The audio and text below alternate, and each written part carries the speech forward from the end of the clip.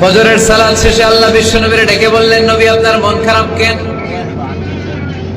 জিব্রাইল মারফত জানিয়ে দিলেন মন খারাপ কেন? বিশ্বনবী বললেন ৮০ মাইল পথ পাড়ি দিয়ে তায়েফের ছেলেদেরকে দাওয়াত দিতে এলাম, তারা আমার দাওয়াত কবুল করে নাই।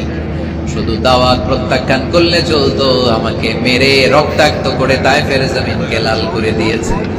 একটা ছেলে যদি কালিমা পড়তো আমার কলিজাটা ঠান্ডা হতো, আমার পরানটা ঠান্ডা হয়ে যেত। একটা ছেলেও কালিমা পড়ে নাই, পাথর মেরে আমার রক্তাক্ত করেছে। কি ছিল আমার অপরাধ? ওদেরকে জাহান্নামের আগুন থেকে বাঁচানোর জন্য আমি তায়েফে এসেছি, একটা লোক আমার ডাকে সাড়া দেয় নাই। বিশ্বনবীর মন খারাপ।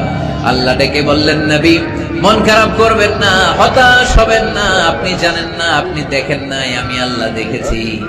আপনি যখন দাঁড়িয়ে দাঁড়িয়ে ফজরের নামাজের তেলাওয়াত করছিলেন, আপনার সুমধুর কণ্ঠের তেলাওয়াত শুনে একদল জিন কালিমা পড়ে